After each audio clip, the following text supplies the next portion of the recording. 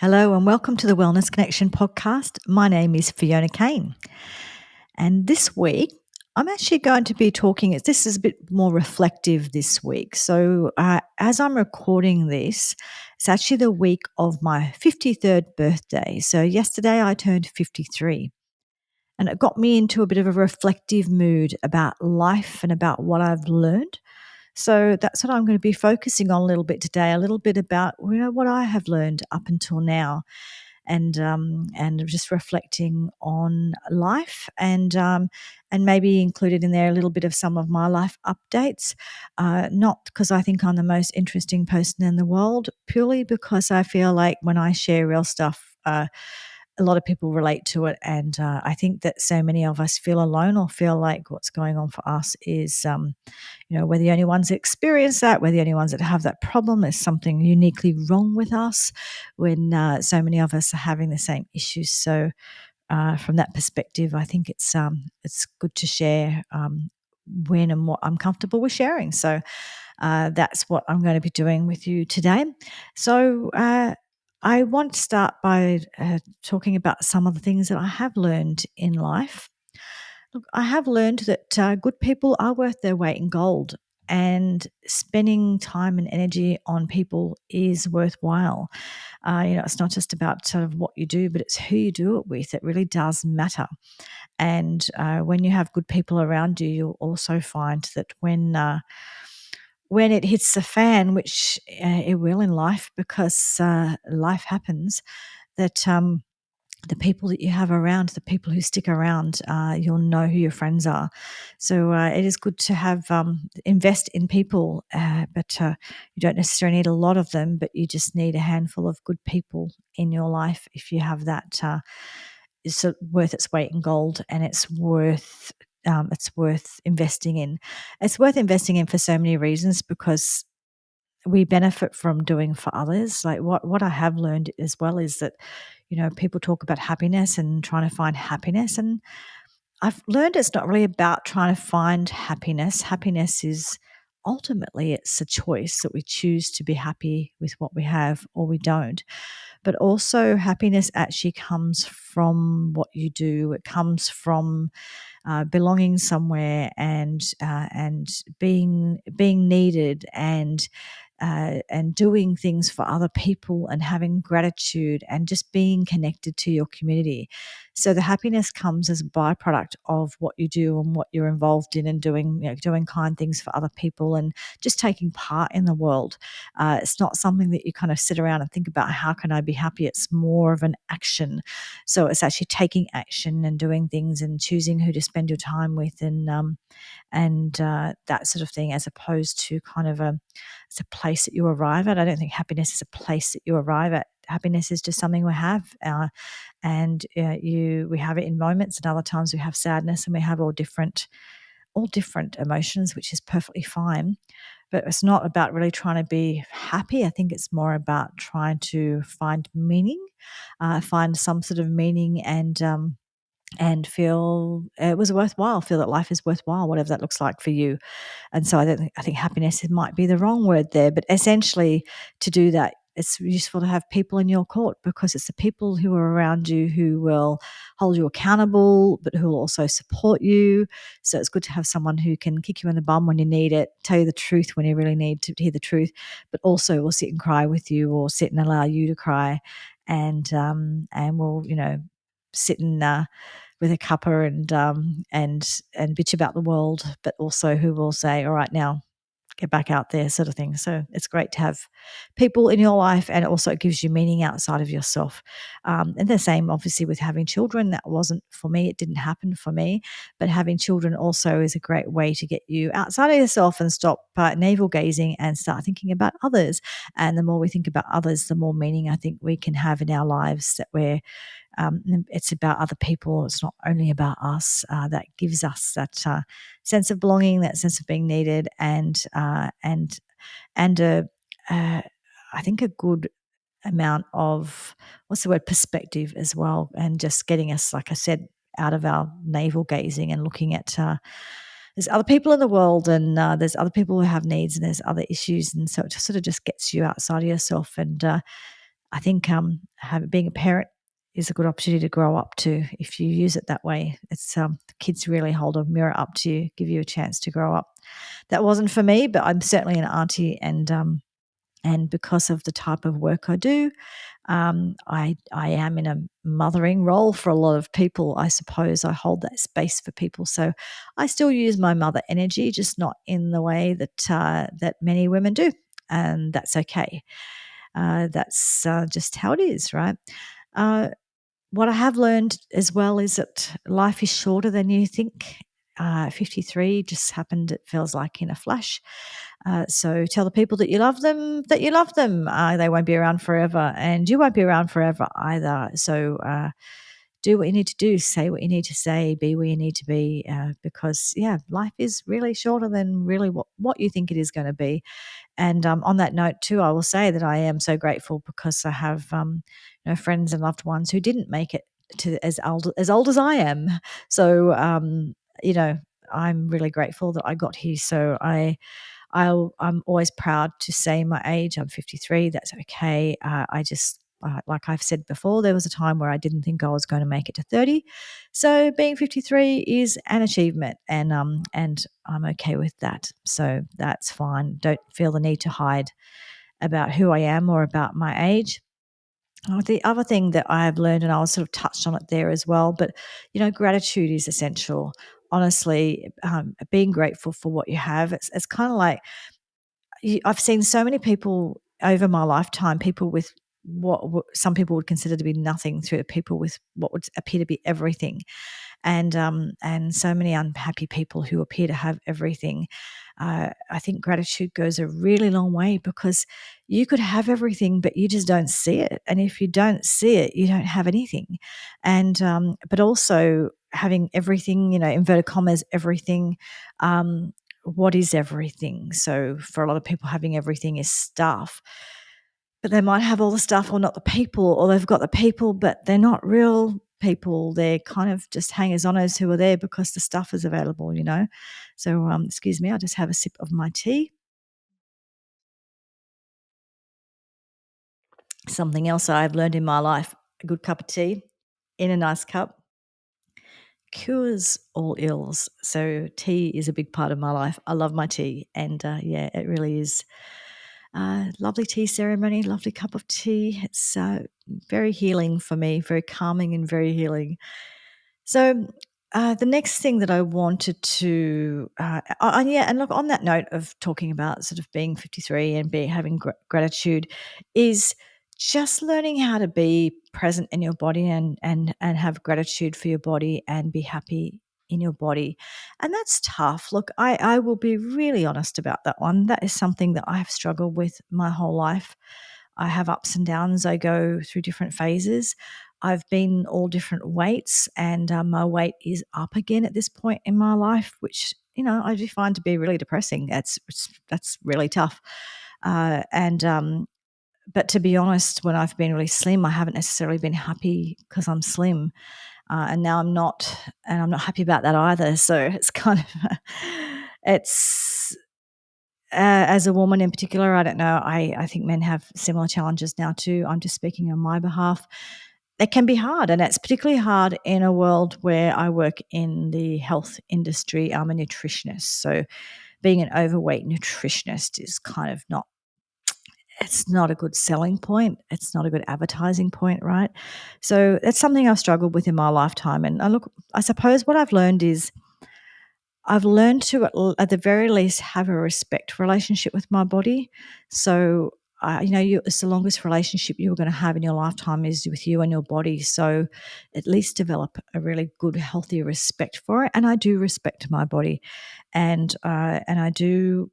And I think there's things I love about my body. I love what my body can do, and when I can I just went for my walk, and when I can do that and I'm not in pain and I enjoy my walk, I'm grateful that I can do that, right? So I'm grateful about different aspects of my body, and I'm grateful that, when I speak to people every day and see situations every day, and so many people with so many health issues and so much pain and so much going on. So when my body is going pretty well and doing well overall, I have a real gratitude for that, right? So there is a gratitude about my body. I have gratitude for it.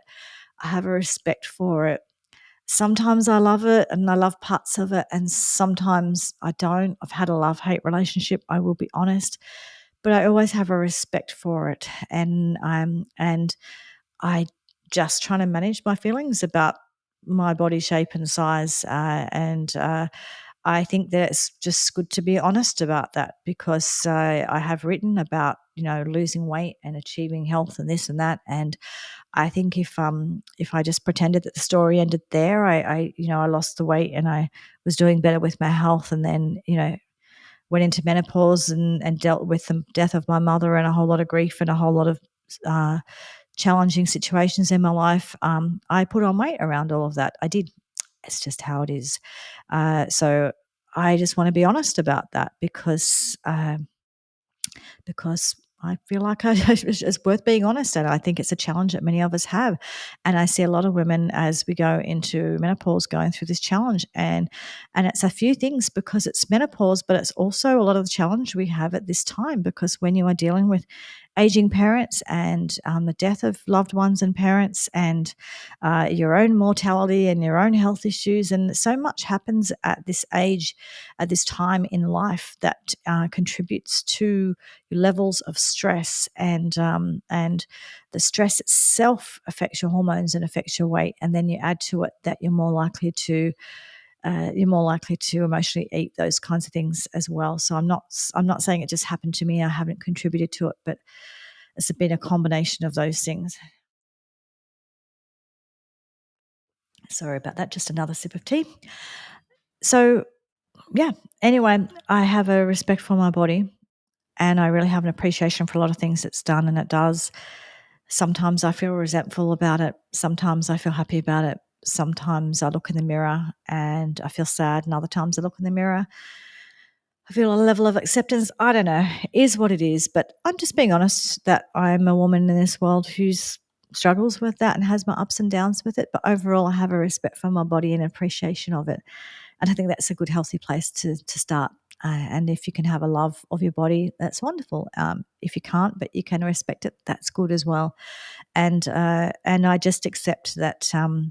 I accept that my value doesn't relate to my weight. So again, as a nutritionist, that can be hard. But I really don't believe that my value as a human being goes up and down when my weight goes up and down. Other things change. It might change aspects around my health and different challenges I have, but it does not change my value as a human being. I do know that. And I know that for other people as well. It's funny, we can believe it so much more for other people than for ourselves, but I do know that to be true. And I'm at where I'm at. That is where it is. Um, what I've also learned is nutrition does have a great healing power, and I've used that throughout the last 25 years or so, and it really is true. The way I eat makes a really big difference to how I feel, and how I feel emotionally, how I feel physically, all of those things. So nutrition is really powerful and is amazing.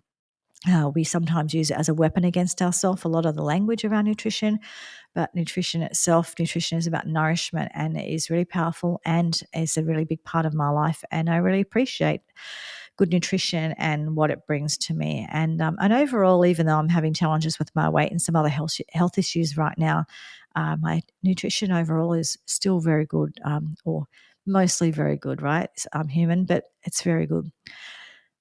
So the next thing I wanted to talk about as well is not being too concerned about what other people think about you, and this can be a tough one. And I think it's one of those things. There's a balance, right? Because if nobody likes you anywhere that you ever go, and everyone ostracizes you, and people are telling you all the time that you're hard to be around and you're mean or whatever, then maybe there's a bit of self-reflection there. Sometimes you are the common denominator, and sometimes we do need to change our behavior. So I'm all for being open to constructive feedback and understanding what we're doing wrong in relationships, and if we can be a better person. Absolutely. So from that side of things, yes, great. But from the other side of things, the truth is that there'll always be people who dislike you. There'll be people who are jealous of you, threatened by you, just simply don't like you, whatever. It's just how it is. And there also might be people who feel the need to paint you as the bad guy in their story because they need a bad guy and they don't want it to be them because they don't want to take responsibility. So they will paint you as the bad guy in their story. And you have no control over that. You really have no control over whether someone chooses to paint you as a hero or a devil or the bad guy or the good guy or the whatever. Sometimes you get cast as a good guy in someone's story as well. And that's not always the best thing either because then you somehow expected to be some sort of hero. So, but basically, people do cast you in their stories and they cast you in different roles. And you don't have to accept or take on the role, but you can't. People have their own narrative, their own story. You let them. Sometimes you just have to let them have their stories because it's their story. They're allowed to tell whatever story they want to, I suppose, as long as it doesn't get to the point of actually, legal stuff, as in defamation or whatever. But generally speaking, people can tell the story they want about you. They can choose to tell whatever story they want to themselves about you and who you are. And you don't have a lot of control over that except just to be who you are and be the best person you can be. And some people will really appreciate that and love you and respect you for it. And other people will quite the opposite. They just will not appreciate it. And not a lot you can do about that, unfortunately. You're not going to be everyone's cup of tea. And there's a whole bunch of reasons why some people just might not like you. And when you think about it, there's people that you don't like as well. So they're allowed to not like you. And it's getting okay with that as time goes on. It's kind of going, oh, well, that's all right. Not everyone likes you. So just being okay with that, having acceptance of that, I think is really, really useful. So the next thing I wanted to talk about is, life. Sometimes we think it's about the big things. I've talked about this before, and there are the big things. There are like things like your wedding or big holidays and stuff, and they're great, and it's great to have those things in life, and they're great moments. But sometimes it's about the little moments. I've found that in my own life, in times of grief and times of dealing with you know end of life stuff and real stuff, the real hard stuff, that it's the little moments that it's a moment where you sat and laughed about something, or it's a moment that you noticed a butterfly, or it's the moment that you listened to a song together, or it's the moment that you were just present with somebody. That's the little moments sometimes in life end up being the ones that really stick in your mind and the ones that really can be quite life-changing as well. So don't be so busy looking for the big moments and the big things and the fireworks and whatever to miss the small things, because life really is about all the small things connected together. And the big things can be great, but it's kind of about all the small stuff. So don't miss that. Don't not notice it, because it's there. It's all around you, and we miss the small moments. Just that moment where you just have a connection with another human being, or that moment where you have a connection with, whether it's God's spirit, whatever it is for you, yourself, whatever it is, a connection with the world, with the connection with the moon and with the sun, with the plants, whatever it is. But just those moments in life, don't miss them because you're so busy waiting for the big things or expecting big wonderful things to happen, and you're missing the small things that are just right there in front of you every day. And it's also those small things, noticing them and observing them, that helps you stay more positive and have maintain gratitude, because sometimes we only see the bad things or the negative things, whatever it is. So and that sort of is like being present in the moment. It can be one of the hardest things in life, but learning how to be present in the moment is really powerful, because the more present we be, the more we will notice those things and observe things and be really at sort of have a lot more peace around things as well. Uh, I've also learned in my life that it is okay to ask for help. You don't know everything. I don't know everything. And it's okay to admit you're wrong. It's okay to admit that you failed with something. It's okay to just admit that you don't know about something, you don't understand something, you need help with something. Whatever it is, we can't all be everything. And so it is okay to ask for help. So many of us don't like to do that, but it is okay to do that.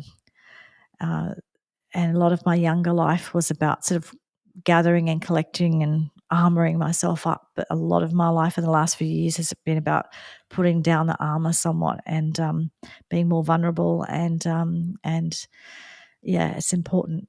Uh, but it can be challenging, but it's important that you know that armor is not always the way to go. The challenging thing about life is there's a lot of loss and grief in life, but the reason there's loss and grief is because there's also great loves and a lot of great joy can come with great love and without one you don't have the other. So you can armor yourself up and not experience the love and not experience the joy and probably have less grief.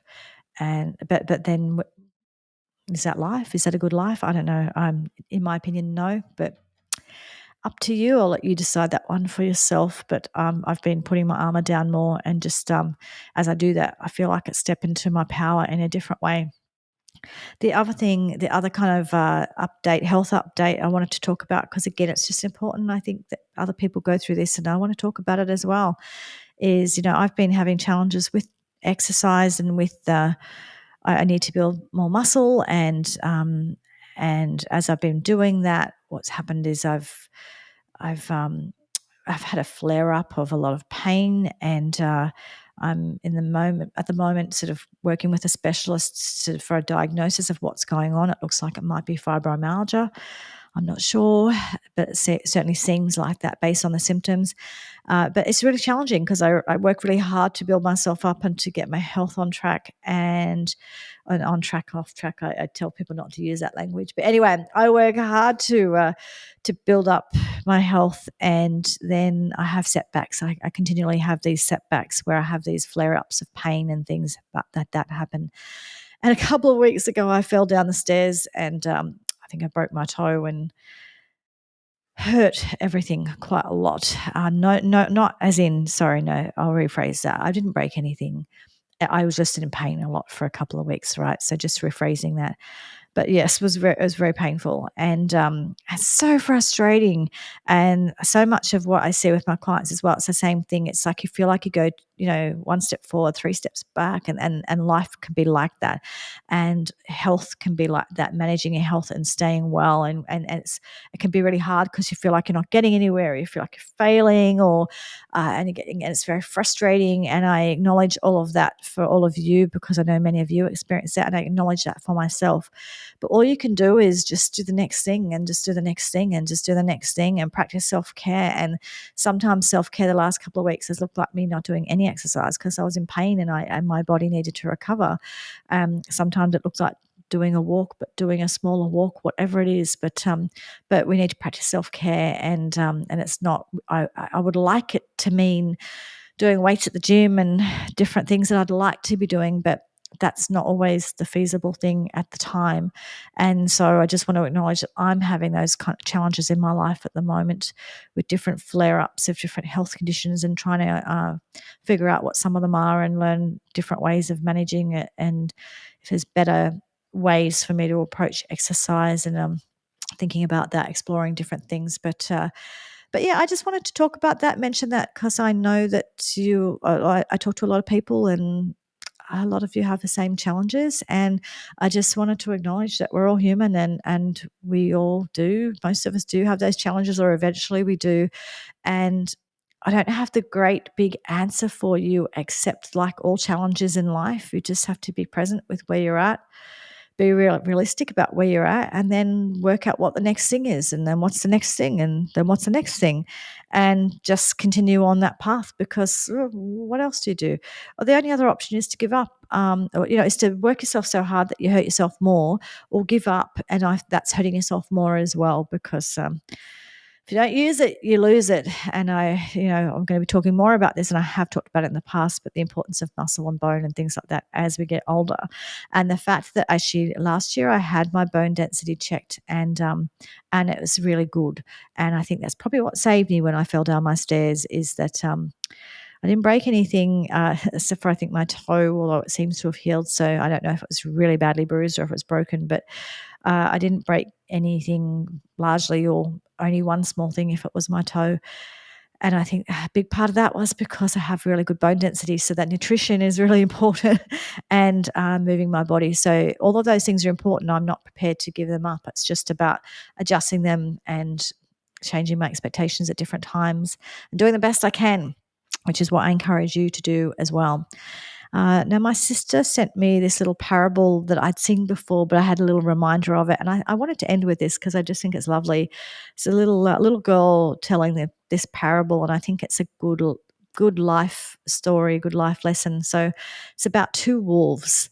And one wolf is about light and hope, and the other one is about dark and despair. And the question in life is, which wolf wins? And the answer to that is whichever wolf you feed. The one you feed is the one that wins. So if you feed that darkness and despair, it wins. If you feed light and hope, it wins, right? And that's essentially what I'm trying to do in my life at the moment, is even when things come up that kind of really drag you down and make you feel depressed and really kind of make you go, oh, what's the point? Why am I doing this? I have my moment where I feel sorry for myself, and that's fine. I have my tantrum and I have my moment, but then I choose to feed the wolf of hope and light, and that it'll be okay. And that's the one I feed. So have an awareness of which wolf in your life are you feeding, and that might give you a good idea of the results you're getting based on which one you're feeding.